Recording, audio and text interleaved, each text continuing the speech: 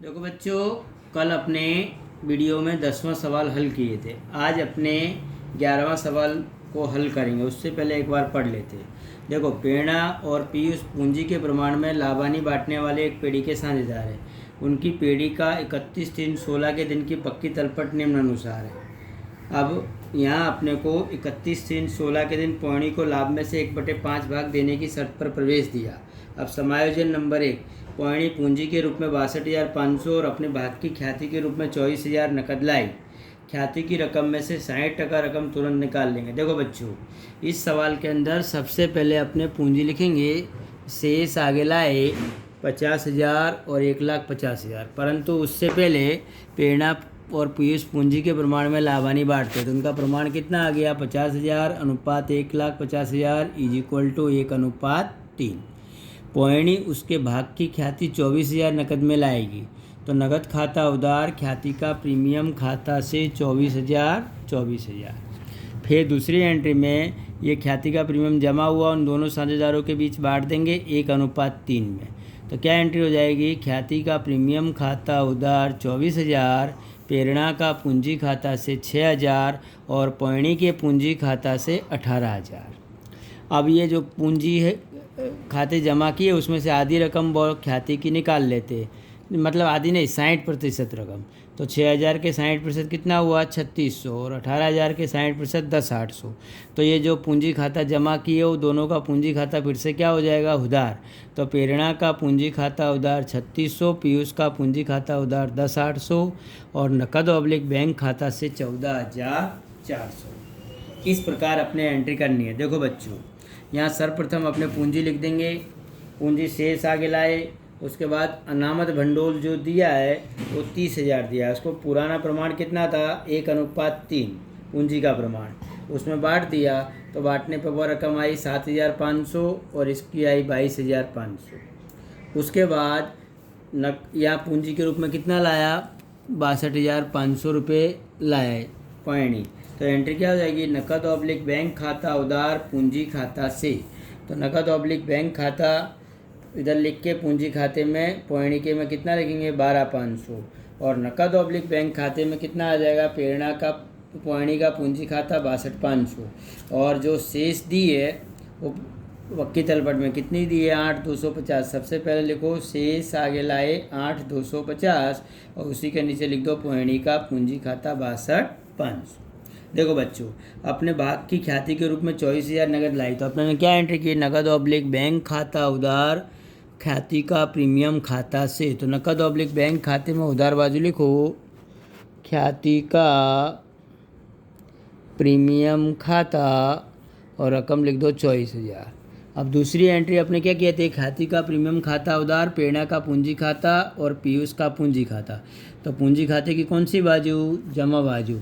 लिखो ख्याति का प्रीमियम खाता और उसमें लिखो 6,000 और उसमें लिखो 18,000 डैश। उसके बाद इनने आधी रकम निकाल ली। आधी रकम निकाल ली तो क्या एंट्री की? प्रेरणा का पूंजी खाता उधार, पीयूष का पूंजी खाता उधार नकद/ बैंक खाते से। आधी मतलब 60% रकम निकाली।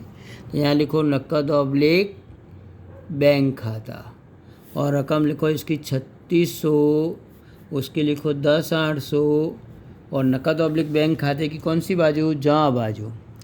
प्रेरणा का पूंजी खाता रकम लिखो 3,600, पीयूष का पूंजी खाता रकम लिखो 10,800। अब देखो बच्चों, एक समायोजन पूरा हुआ। दूसरे में क्या दिया है कि स्टॉक की बाजार कीमत और यंत्र की बाजार कीमत निम्नानुसार है। अब देखो, स्टॉक की कीमत कितनी दी है? 20,000। ऊपर स्टॉक कितना दिया है? 17,500। तो 2,500 की क्या हुई? वृद्धि हुई। और वृद्धि हो तो पुनः मूल्यांकन खाते में अपने क्या करते हैं? जमा करते हैं। तो स्टॉक खाता 2,500। अब देखो बच्चों, पक्की तलपट में भी इसको दर्शा दो स्टॉक को। तो स्टॉक 17,500 प्लस वृद्धि 2,500 जोड़ के 20,000 बाहर निकाल दो। ये 2 असर। यंत्रों की बाजार कीमत 1,20,000। देखो यंत्र दिए 1,07,500, तो 12,500 की वृद्धि हुई।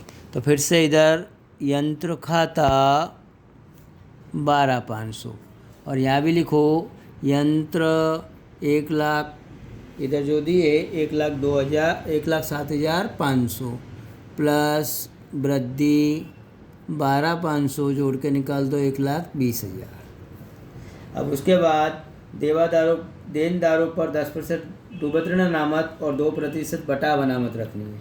यहाँ लिखो देनदार, पहले देनदार कितने दिए, देनदार दिए 30,000 के, तो यहाँ माइनस डूबत अनामत जो है वो 10% के हिसाब से 3,000 घटा दो, कितनी बची 27,000, और उस पर 2% बटा अनामत, तो माइनस बटा अनामत 2% यानी 540, और घटा के निकाल दो 26,460। और इसकी दूसरी असर कहाँ आ जाएगी, पुनर्मूल्यांकन खाते की उधार बाजू। डूबत अनामत खाता रकम है 3,000 और उसी प्रकार वटाव अनामत खाता और रकम कितनी दी है 540। अब देखो बच्चों, लेनदारों को 30,000 चुकाना नहीं है, तो देखो लेनदारों को चुकाना नहीं है मतलब 30,000, सॉरी लेनदारों को 30,000 चुकाने पड़ेंगे। तो लेनदार यहाँ कितने दिए 40,000 के, तो 10,000 की क्या हुई कमी, तो यहाँ लिखो लेनदार खाता 10,000